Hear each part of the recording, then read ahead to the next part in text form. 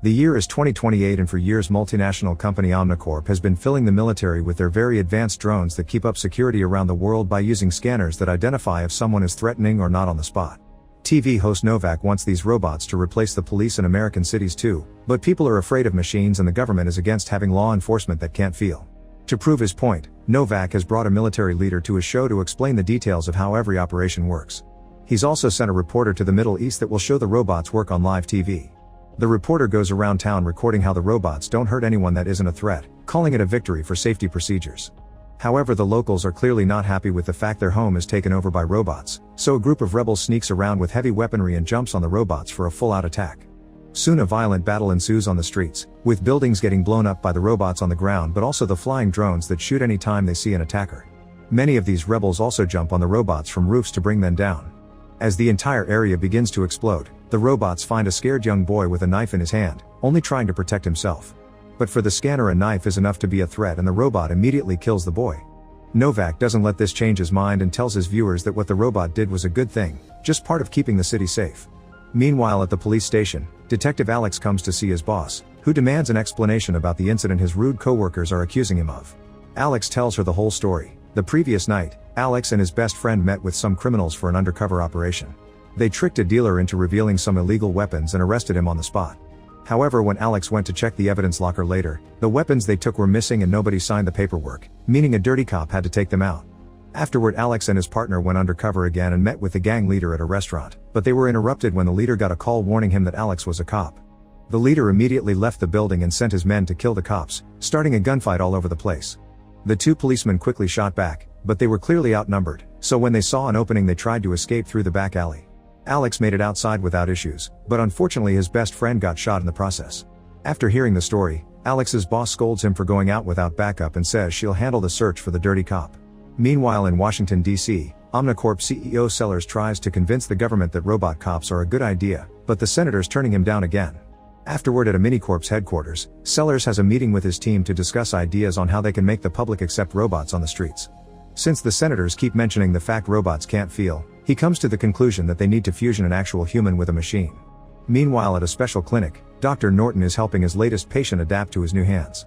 Norton specializes in robotic prosthetics that work based on your own emotions, so the patient must learn to concentrate on his mechanical hands to be able to play the guitar. The practice is interrupted by Sellers, who talks to Norton in private and convinces him to design a human-machine hybrid. Norton gets together with Sellers' team to discuss their options, but every retired policeman has had their wounds for too long and is now too emotionally traumatized to go back to work, so they need to look for a fresher case. In another part of the city, Alex's rude co-workers reveal themselves to be dirty cops, and they warn the gang leader that the police department is after him. To get rid of this investigation, they'll have to do something about Alex. Later, while Alex is visiting his best friend at the hospital, a criminal puts a bomb under his car. In the evening, Alex goes home and spends some time with his son David and his wife Clara. When they're about to get busy, Alex hears the alarm of his car go off and goes outside to check.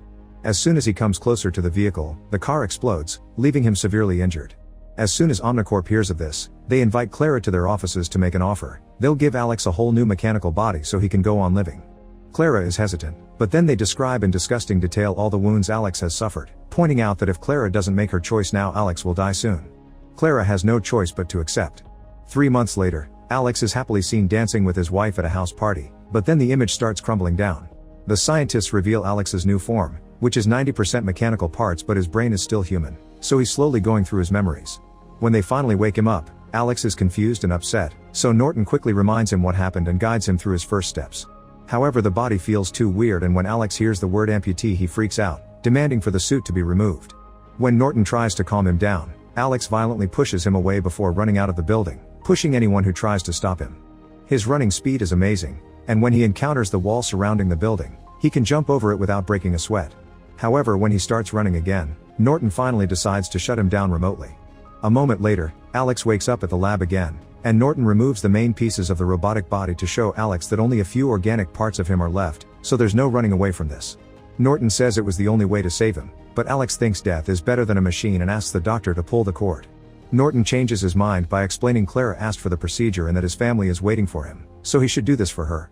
To prove this, Norton lets Alex call Clara, although Alex only shows her his face for now. Clara thinks he's still very handsome and can't wait to reunite with him. Now that Alex has accepted to cooperate, he spends the night at the lab, where his body goes through maintenance. The next day, he's taken to do some training with Rick, the military man in charge of handling Omnicorp's robotic armies in the field. He thinks that the machines are already perfect, so he considers it a waste of time and resources to include a human in the project, but he still provides Alex with weapons, which he can put away on his special leg compartments. They put Alex and a robot through a simulation where they must kill criminals and save civilians, and as everyone runs around doing the rescues without much trouble, Rick's predictions are true. Alex ends up being slower than the machines because the machines simply evaluate and act, while Alex takes a moment to feel between evaluation and acting. Later in the evening, when he's alone, Alex uses a computer to keep track of what's happening with the gang leader case. The next day, Sellers is disappointed by the results of the simulation and furiously orders Norton to fix this problem. He also thinks Alex needs to look better on screen for marketing reasons, so he asks for a better tactical suit. Later at the lab, the doctor opens Alex's head and does some modifications to his brain that will make him think he still has free will, but the machine will be actually the one acting. Alex is also given a complete makeover. Now his armor looks black and slick. Afterward, they bring Alex to an abandoned building for a new test. This time he must go against Rick and an army of robots alone. Using his visor to scan the area and with outstanding reflexes, Alex quickly assesses the situation and takes action, shooting at every single robot without hesitation. He's also quick to find cover and hide when he's shot at, so he never gets hurt. One by one all the robots go down, and in the end, only Rick is standing, so Alex shoots at his exoskeleton armor to take the win. All his reaction times are perfect and he never suspects the machine is doing the choosing, so the experiment is considered a success. Sometime later, Norton takes Alex home so he can finally see his family. He's rather nervous and has to take a moment to gather courage, but as soon as Clara sees him, she doesn't hesitate to hug him. David is a bit wary, but after Alex lets him touch the cool mechanical parts, David says he's happy to see him and that he's been recording some games to watch together. Unfortunately, Alex can't stay because he must spend the night in the lab for maintenance. When he returns to the base, Alex meets his best friend, who has finally recovered, and he promises to catch the people that hurt him. A few days later, Sellers is eager to introduce Alex to the citizens in a big public event, so Norton begins transferring all the files of crimes and criminals since 2011. Alex also gathers access to every single security camera in the city. The information is a lot to handle by a human brain, and when Alex sees the recording of the explosion of his car, he has a seizure and passes out. Norton doesn't think they should have a press conference today, but the Omnicorp team forces Norton to fix the issue. Having no choice, Norton kicks everyone out except for his assistant and proceeds to suppress Alex's emotions, leaving him to act like an actual cold robot. Now they can finish downloading the whole database without trouble. When they go to the presentation, Alex concentrates on his duty and ignores his wife and friends, only seeing faces as criminals or civilians and not loved ones. Once he's on stage, his scanner begins identifying all the faces in the crowd until he finds a criminal 2 steps in front of the police. He immediately jumps into the crowd and catches the criminal in seconds without hurting anyone, which causes the population to start admiring Alex. On TV, Novak uses this incident to prove robots are better because the police had been standing next to a criminal and they never noticed. However, Clara is very upset because they won't let her or David talk to Alex. In fact, they're not allowing him to have a life at all. Norton tells her not to worry because this is just a side effect of the medicine and he'll get better soon. The next day, Alex finally returns to duty at the station and announces he'll catch 13 criminals today. Ignoring his friend's worries, he takes a bike and finds a group of dealers thanks to his access to the database and the cameras. Most of the group runs away, but Alex manages to bring down a dealer and threatens him until he confesses the location of his base of operations.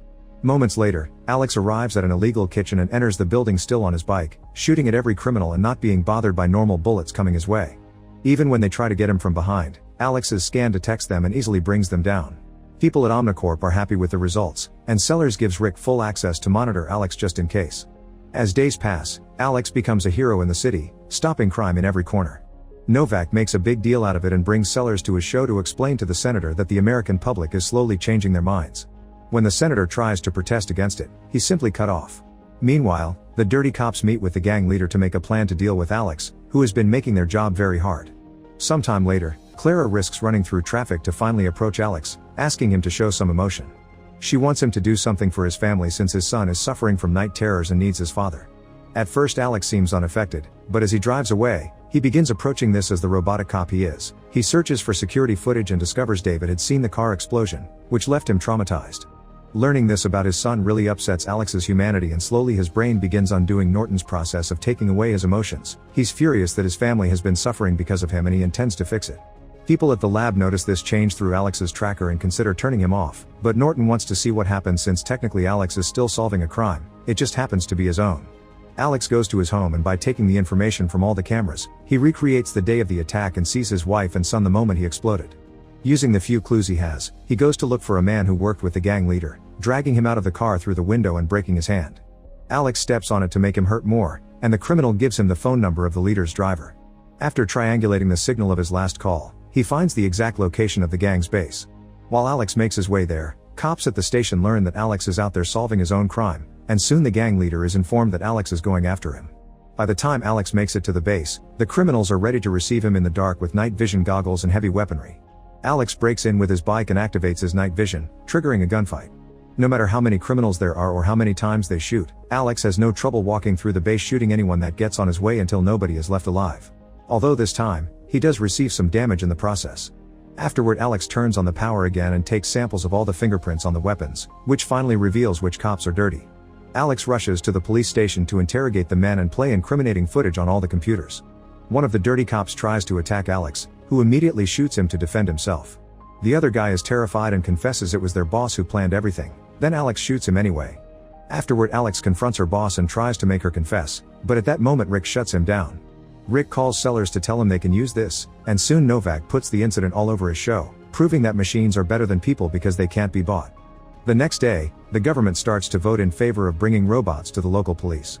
However, the transmission is interrupted by Clara, who finally goes to the news and tells everyone she hasn't been allowed to see her husband and that nobody from Amincorp will answer her calls. Clara's involvement makes Sellers worried that she'll bring Alex's humanity back and they'll lose control of him, therefore costing them the law. If they retire Alex, it'll look like their experiments aren't good enough, so instead they decide to kill Alex to make him go as a tragic hero that people will remember fondly. Sellers gets in contact with Norton to order him to do it, and when a furious Norton refuses, Sellers buys him over by offering to finance his laboratory for 10 years. Norton ends up accepting, but only if Sellers compensates Alex's family as well. Afterward, Sellers tells Rick to get his robots ready. While the law gets approved by the senators, Sellers meets with Clara and David and makes them think Alex is already dead. At the lab, Norton arrives to find there are already soldiers there demanding to see Alex, so he runs away as they open fire on him. Norton makes it to Alex first and activates a button that makes Sellers think he's dead, however Alex still wakes up. It turns out Norton took his transmitter away so nobody has access to his vitals and they can't turn Alex off ever again. After Alex quickly shoots both soldiers, Norton tells Alex about the whole plan, and Alex decides he must kill Sellers, ignoring Norton when he tries to stop him. As he takes the streets on his bike, Rick sees him from his car and warns Sellers, who is about to announce Alex's death on stream. His guards immediately take him, Clara, and David to the roof to wait for a rescue helicopter. Meanwhile, Norton goes to the police to find Alex's best friend and asks for his help. At that moment, Alex arrives at Omnicorp headquarters and finds it surrounded by Rick's robots and several guards. Alex knocks down a guard in a second to make the others surrender, then he breaks into the building using his bike and starts a gunfight with the other robots. Unlike normal criminals, the robots are much better armed and have better armor, so Alex has trouble fighting them. He keeps getting hit by heavy bullets, and when he tries to jump on a robot to stop it, he's simply thrown away and gets caught under some debris. Alex manages to free himself with some shots, but running away with a wounded leg means he's too slow and the robots begin shooting him from behind. At that moment, a police truck breaks into the building, and Alex's best friend walks in front of him, causing the robots to stop shooting because cops are safe in the system. This gives Alex the chance to escape through a back corridor. Deeper in the building, Alex finds Rick and tries to shoot him, however the system has Rick classified as non-threatening and won't allow Alex to harm him. Rick has some fun shooting Alex with warning shots, and when he's ready to shoot him for good, Alex's best friend shows up and kills Rick first. Before dying, Rick shoots him back, so Alex rushes to check on his friend. Luckily the wound is non-fatal and they just need to wait for the ambulance. Next, Alex goes to the roof, and when the helicopter sees him, it flies away without picking up the group. Sellers is confident that Alex can't attack him because he's programmed as non-threatening too, but seeing Alex fighting his programming, Sellers threatens to kill Clara and David just in case. This is actually worse because Alex's love for his family allows him to override his program for good and shoots anyway, killing Sellers as the man returns the shot. Alex falls to the ground and his family rushes to check on him, but he assures them he's fine. Sometime later, Norton gives Alex back the prototype body and informs him that from now he is allowed to spend time with his family. Meanwhile, reporters on TV show that the government is more sure now that robots shouldn't be allowed on the streets and the law is cancelled, especially when Norton accepts to testify and admit everything he did was wrong. Novak is furious and rants in front of the camera, reminding the public that the USA is still the greatest country in the world. Make sure to subscribe and turn on notifications so you can watch more videos like this. Thanks for watching.